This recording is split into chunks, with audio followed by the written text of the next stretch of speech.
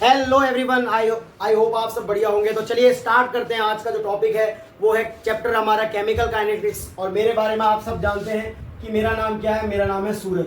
तो लगाइए हेडिंग। पहला जो आपके सामने प्यारा सा चैप्टर आ रहा है वो है इंटर का क्लास 12th का, जिसका नाम है क्या, चैप्टर नेम है केमिकल काइनेटिक्स। आखिरकार सर ये केमिकल काइनेटिक्स या केमिकल काइनेटिक्स है क्या, इसके बारे में कुछ बताओ। तो चलिए थोड़ा इंट्रोडक्शन देखते हैं। वैसे तो मैंने एक वीडियो बना रखी है इंट्रोडक्शन की, पर कोई बात नहीं, अगर आप वो नहीं देख चुके हैं तब भी आपको पूरा शो है इसमें एक्सप्लेन किया जाएगा। तो आखिरकार ये केमिकल काइनेटिक्स कहाँ से आया।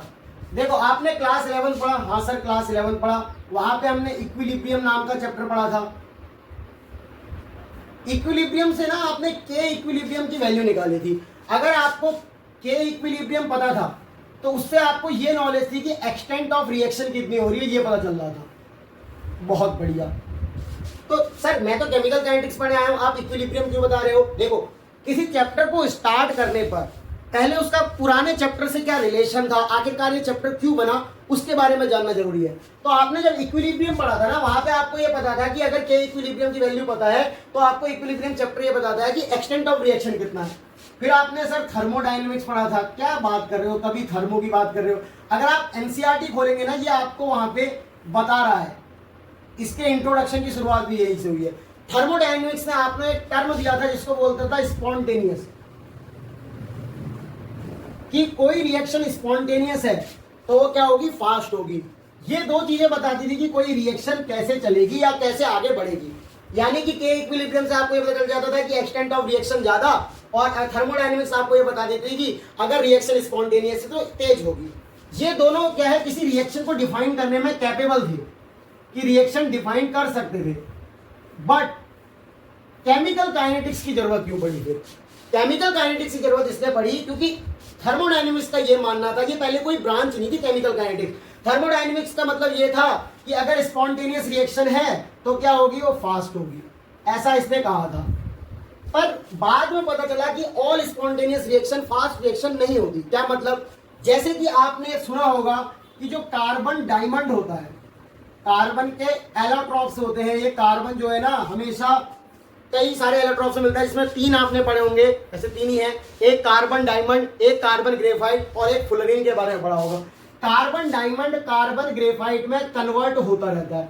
क्या बात कर रहे हो सर, कार्बन ग्रेफाइट में कन्वर्ट होता रहता है। हाँ, कार्बन जो डायमंड होता है ना, ये थोड़ा अनस्टेबल होता है। कैसा होता है ये, अनस्टेबल। और कार्बन ग्रेफाइट क्या होता है, स्टेबल होता है। यानी कि रूम टेम्परेचर पे कार्बन डायमंड जो है कार्बन ग्रेफाइट में कन्वर्ट होता रहता है। क्या बात कर रहे हो, यानी कि अगर आप डायमंड लेके आओगे तो वो लगातार ग्रेफाइट में कन्वर्ट होते रहेगा। और ग्रेफाइट तो बहुत सस्ता होता है सर, तो पेंसिल में मिल जाता है। यानी कि अगर मैं आज डायमंड लेके आता हूं तो हो सकता हूं कल परसों तक क्या ग्रेफाइट बन जाए, नहीं, ऐसा नहीं होता है। पर ये स्पॉन्टेनियस रिएक्शन है, कोई कराता नहीं है, रूम टेम्परेचर पे रिएक्शन खुद चलती रहती है। कार्बन डायमंड से वो कार्बन ग्रेफाइट में कन्वर्ट होता रहता है। यानी रूम टेम्परेचर अगर हम 27 डिग्री सेल्सियस देते हैं तो कार्बन डायमंड कार्बन ग्रेफाइट में बदलता जाएगा। पर ये स्पॉन्टेनियस रिएक्शन, इसका मतलब फास्ट होनी चाहिए। पर जब रेट पता लगाया गया इसका, तो कार्बन को डायमंड से ग्रेफाइट बदलने में लगभग 700 साल लग जाते हैं। क्या बात कर रहे हो, 700 ईयर्स। हाँ, तो क्या 700 ईयर्स तक आप क्या रेट को नाप पाओगे। अरे सर इतने में तो हम क्या, हमारे बच्चे के बच्चे के बच्चे भी नहीं पढ़ जाएंगे, तब भी स्टडी नहीं कर पाएंगे। यानी कि स्पॉन्टेनिटी कोई बढ़िया फैक्टर नहीं था।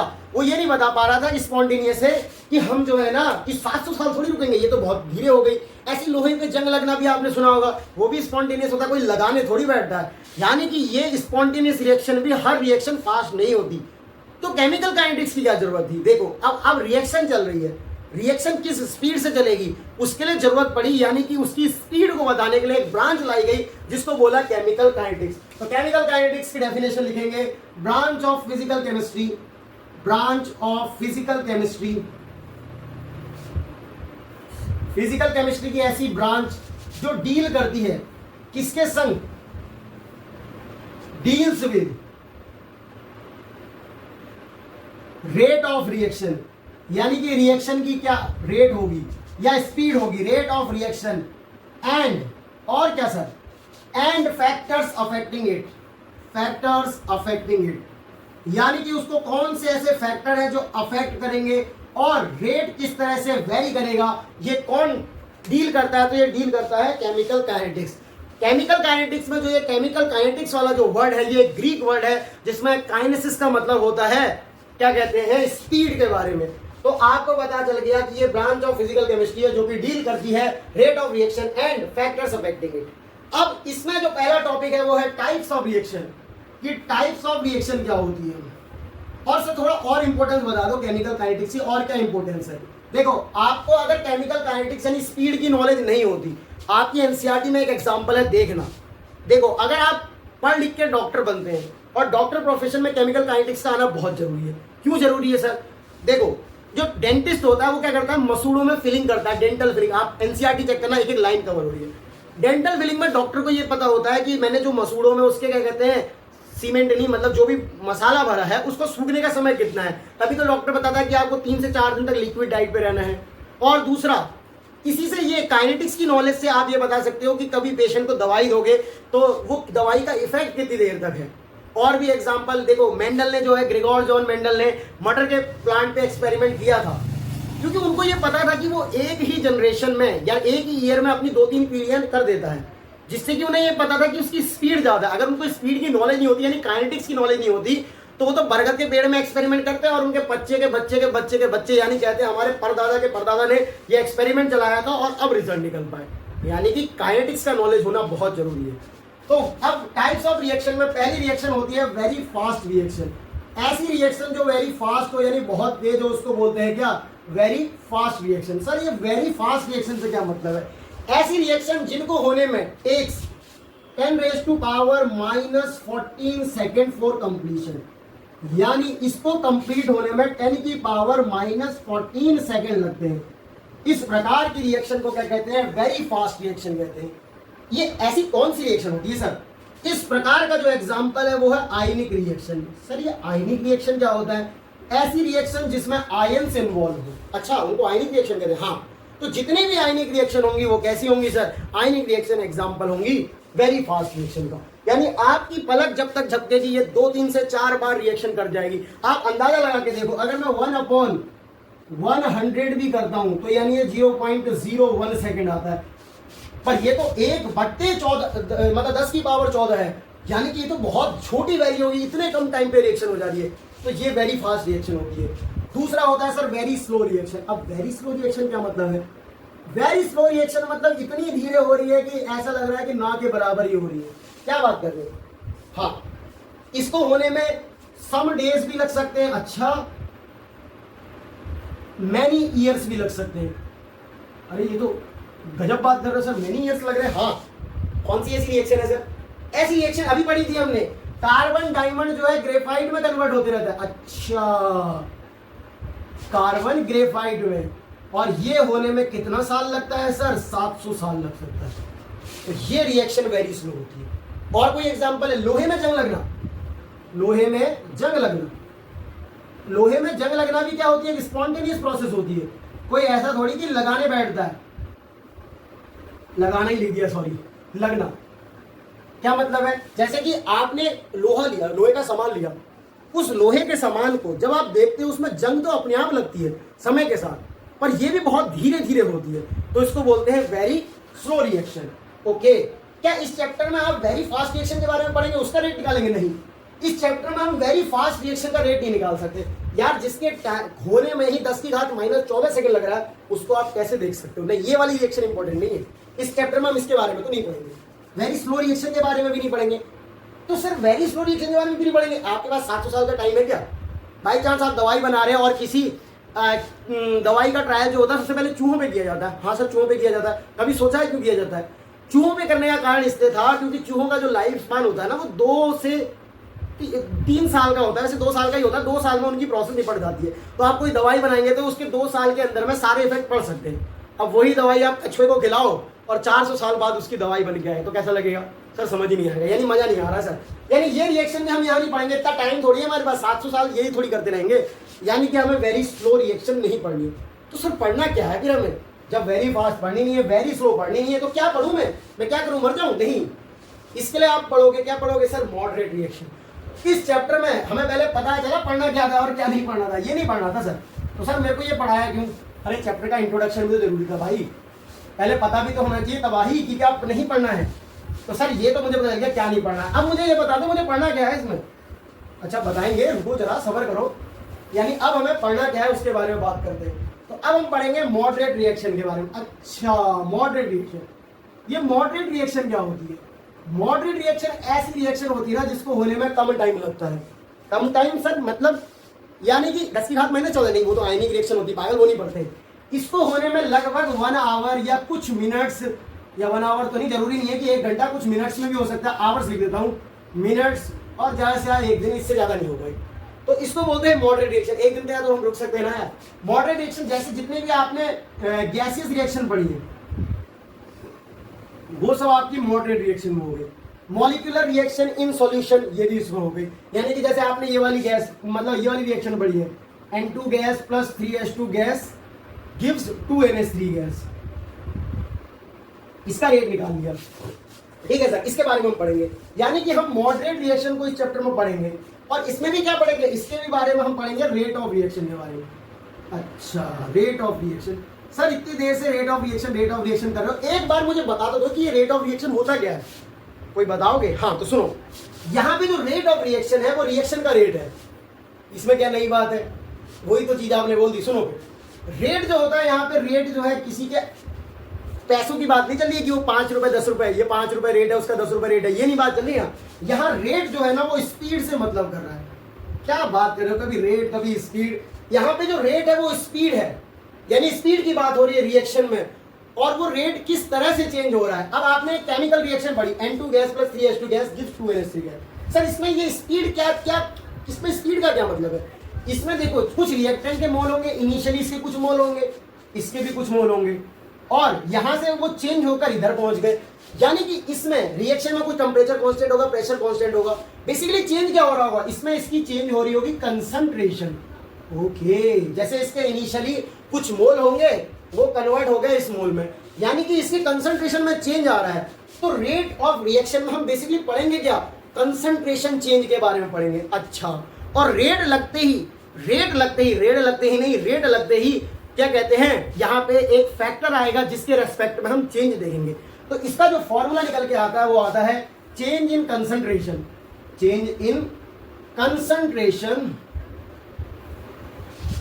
With respect to change in time. यहां से ये फॉर्मूला आता है किसका, रेट का। तो रेट बराबर क्या होता है, change in concentration upon change in time, या इसी की जो परिभाषा लिखोगे वो change in concentration per unit time. यानी रेट ऑफ रिएक्शन की जो डेफिनेशन होती है वो क्या होती है, change in concentration per unit time, इसको क्या कहते हैं, रेट। और फॉर्मूला बन के आता है change in concentration upon change in time. अब सर ये चेंज में हमने टाइम ही क्यों लिया, देखो अब किसी के संग तो चेंज हो रहा होगा, तो कंसंट्रेशन का हम टाइम के संग वेरिएशन देखते हैं कि टाइम के संग कंसंट्रेशन किस प्रकार से चेंज हो रही है। अब जो रेट ऑफ रिएक्शन होता है ना उसके लिए नोट पॉइंट देखो। सर क्या नोट है, 10 रुपए का नोट है? नहीं, नोट पॉइंट ये है कि जो रेट होता है वो कैन बी एक्सप्रेस्ड, यानी रेट ऑफ रिएक्शन की बात करें, ROR भी इसको कहते हैं, लिख लो इसको, रेट ऑफ रिएक्शन को ROR कहते हैं। जो रेट ऑफ रिएक्शन ROR होता है कैन बी एक्सप्रेस्ड एज, इसको एक्सप्रेस कर सकते हैं किसकी फॉर्म में, can be expressed as either reactant और प्रोडक्ट। यानी कि अगर आप रेट ऑफ रिएक्शन लिख रहे हैं तो रेट ऑफ रिएक्शन को चाहे आप रिएक्टेंट के टर्म में लिख सकते हैं या प्रोडक्ट के टर्म में लिख सकते हैं। तो ये आप नोट करो।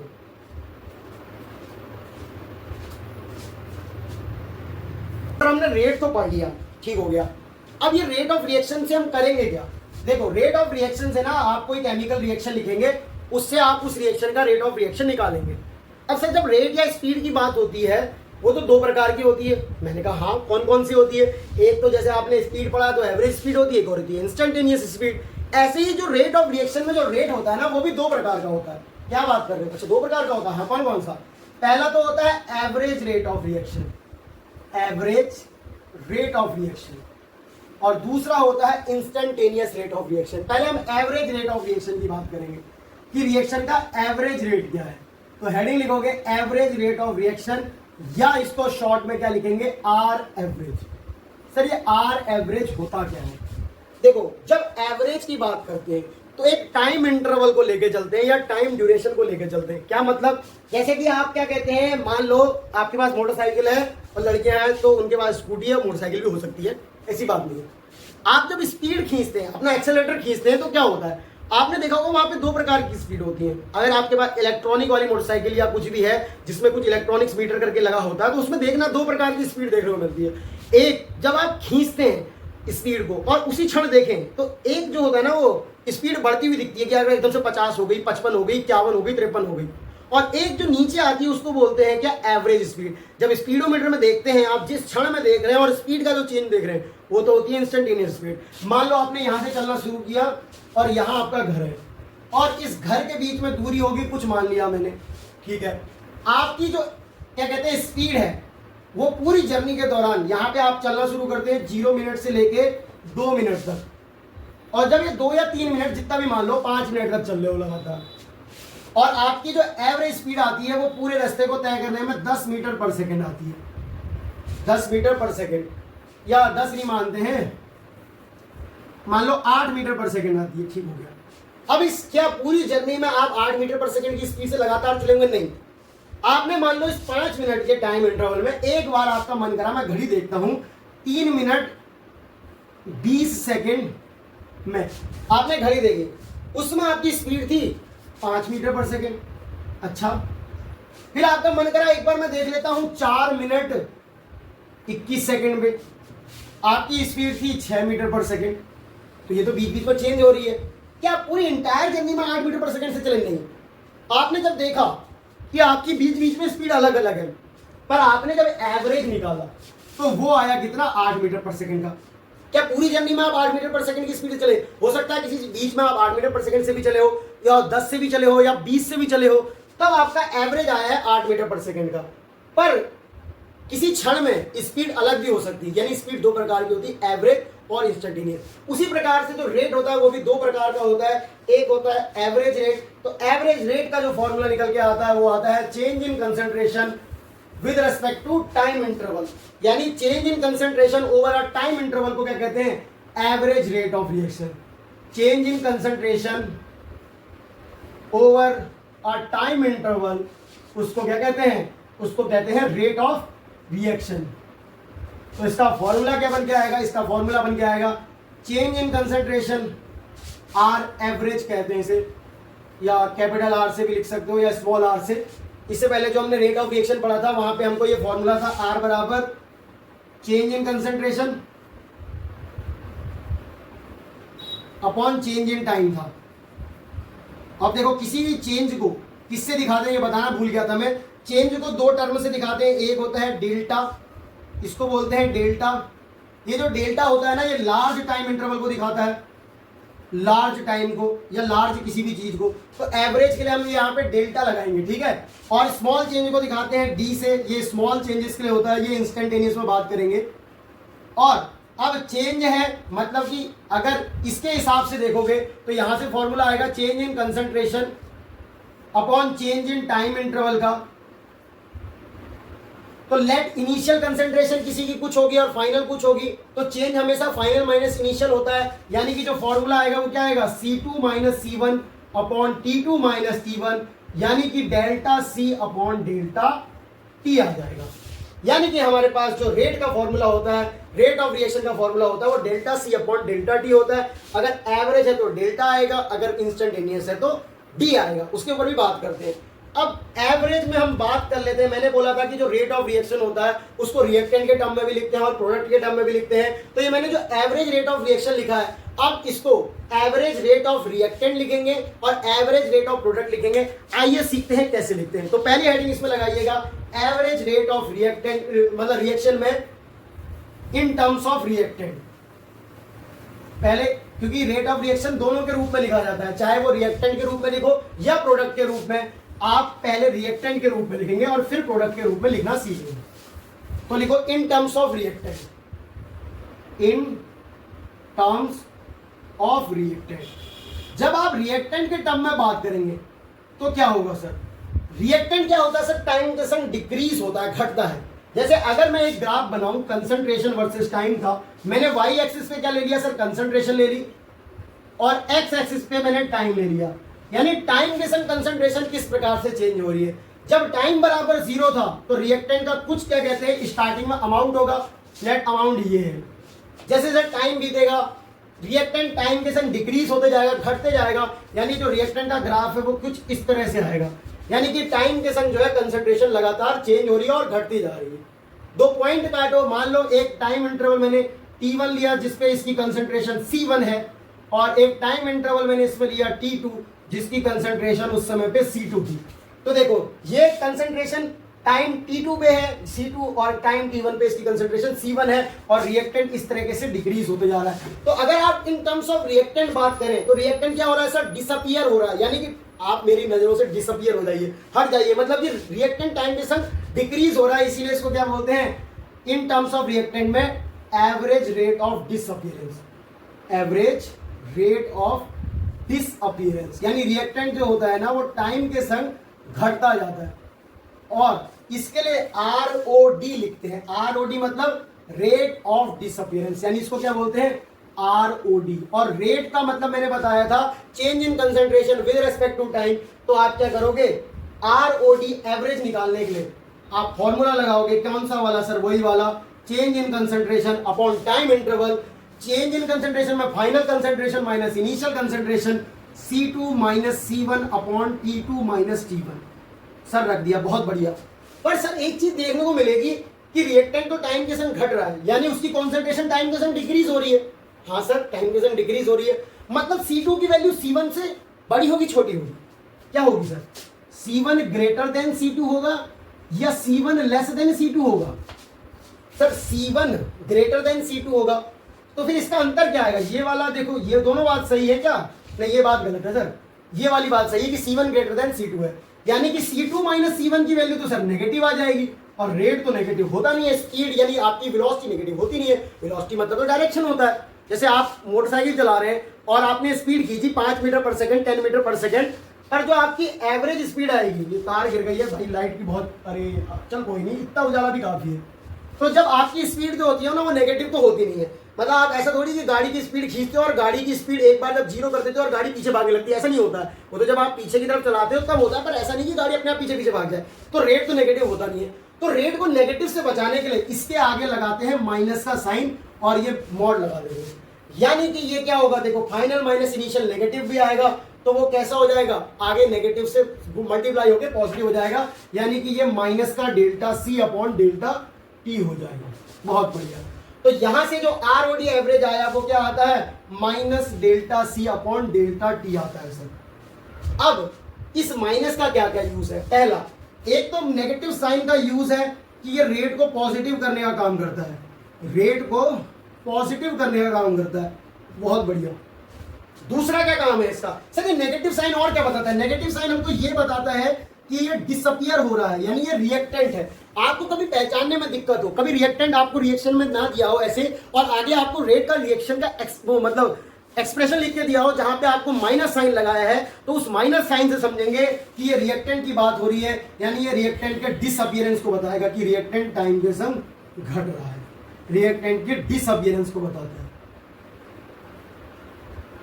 सर ये तो मेरे को समझ में आ गया, तो इसको नोट कर लो, 5 तक गिनती गिनता हूं, 1 2 3 4 5, पॉज करो, नोट करो, आगे बढ़ो। तो ROD एवरेज का आपके sir minus delta C upon delta T का फॉर्मूला निकल के आएगा। ये तो हो गया रिएक्टेंट के टर्म में। अभी तो आपने बताया था कि इसको प्रोडक्ट के टर्म में भी लिख सकते हैं। तो देखो प्रोडक्ट के टर्म में लिखना हो तो क्या करेंगे, इसको फटाफट मैं चेंज कर लेता हूं, आपने नोट कर लिया होगा।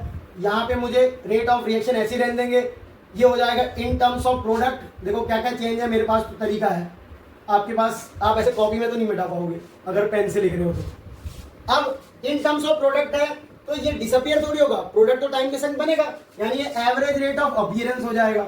ओके सर आप तो बहुत चालाक हो, एवरेज रेट ऑफ अपीयरेंस हो जाएगा, तो मैंने इसको क्या कर दिया, एवरेज रेट ऑफ अपीयरेंस कर दिया।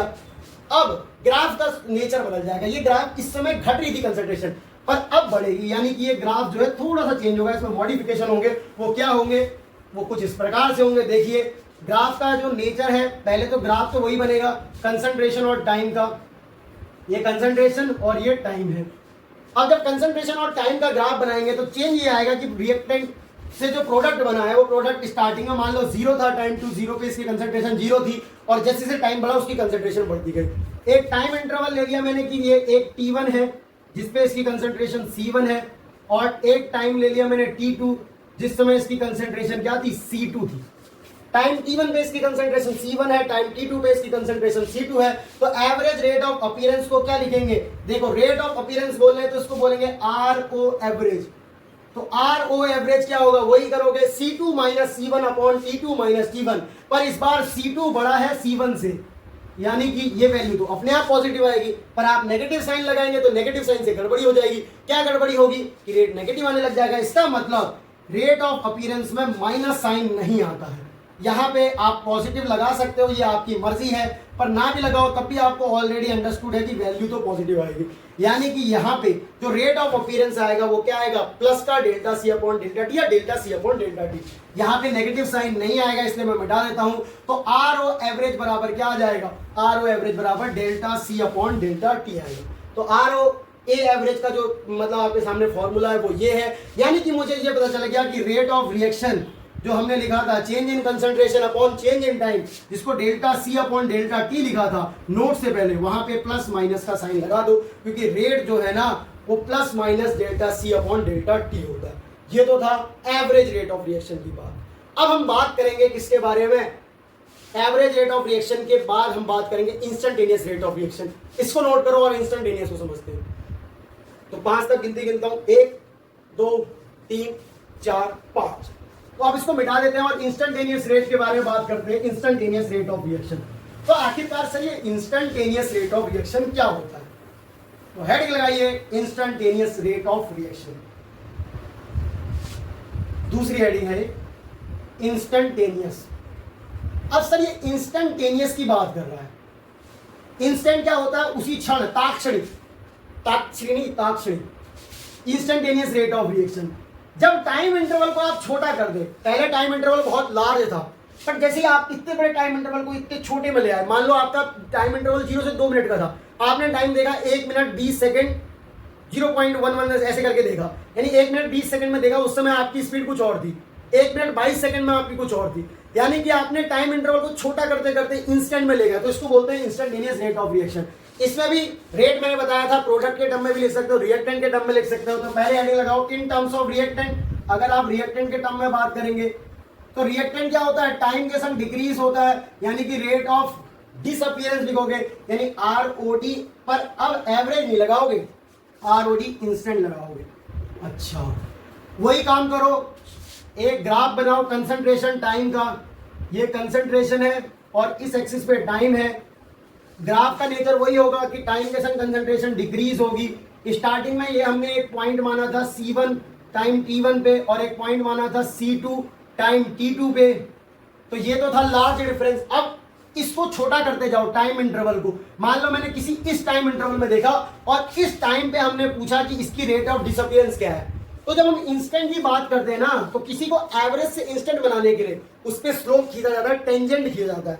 वो टेंजेंट हमें ये बताता है कि ये कहते हैं वो क्या होगा, उसका उस समय डिसअपीयरेंस या कैसे चल रहा है। क्योंकि इंस्टेंट क्या होता है ना, इंस्टेंट बनाने के लिए आपको टाइम इंटरवल को छोटा करना पड़ेगा। जब आप टाइम इंटरवल को छोटा कर लेंगे तो होगा क्या, वो एवरेज से कहां पहुंच जाएगा, इंस्टेंट में पहुंच जाएगा। और इंस्टेंट के लिए हमें क्या करना पड़ेगा, स्लोप खींचना पड़ेगा। स्लोप या टेंजेंट क्या होता है, उस पॉइंट पे एक पैरेलल, मतलब पैरेलल नहीं, मतलब एक परपेंडिकुलर लाइन ड्रॉ करते हैं और वो कुछ इस तरह से होगी, इसमें टेंजेंट कुछ इस तरह से खींचेगा। अब ये टेंजेंट इस तरह से खींचा, ये क्या है, हमारा टेंजेंट खींचा है। अब इस टेंजेंट को एंगल देखते हैं एक्स एक्सिस के संग। एक्स एक्सिस के संग एंगल देखोगे दो प्रकार से देख सकते हैं, एक होता है घड़ी के डायरेक्शन में, इसको बोलते हैं क्लॉकवाइज, और एक घड़ी के अपोजिट डायरेक्शन में, इसको बोलते हैं एंटी क्लॉकवाइज। तो जो हमें एंगल लेना होता है यहाँ पे घड़ी के अपोजिट डायरेक्शन में, एंटी क्लॉकवाइज डायरेक्शन में एंगल लेना होता है, ये एंगल बोलते हैं इसको थीटा।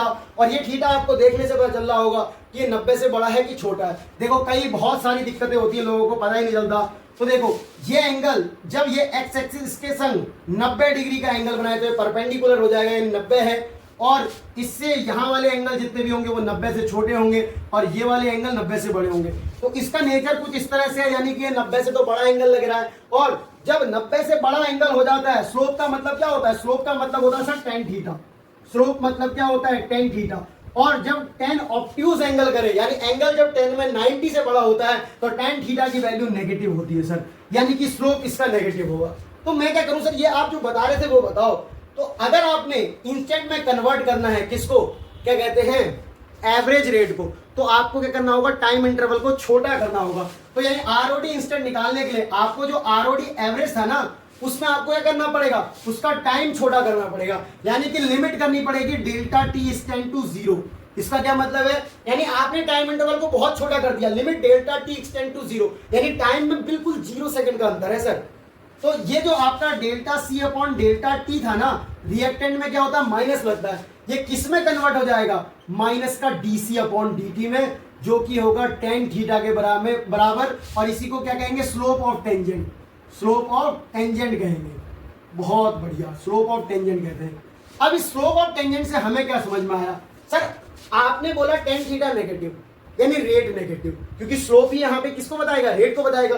सर उसको नेगेटिव से पॉजिटिव बनाने के लिए माइनस लगाया है ना, ये नेगेटिव साइन का फिर वही काम है, एक तो रेट को पॉजिटिव करना और दूसरा किसको पॉजिटिव ना, किसको बताना, रिएक्टेंट टाइम के संग डिक्रीज हो रहा है। ये होता है instantaneous rate of reaction in terms of reactant. तो यहाँ पे आप क्या लिखोगे, ये लिखोगे ROA इंस्टेंट बराबर, ROA इंस्टेंट बराबर क्या लिखोगे, माइनस का DC अपॉन DT। इसको नोट करो, फिर आपको दिखाता हूं इन टर्म्स ऑफ प्रोडक्ट। इसमें बेसिस पे सवाल जो है हम कल करेंगे, क्योंकि आप एक दिन में बहुत बड़े लेक्चर से बोर हो जाओगे।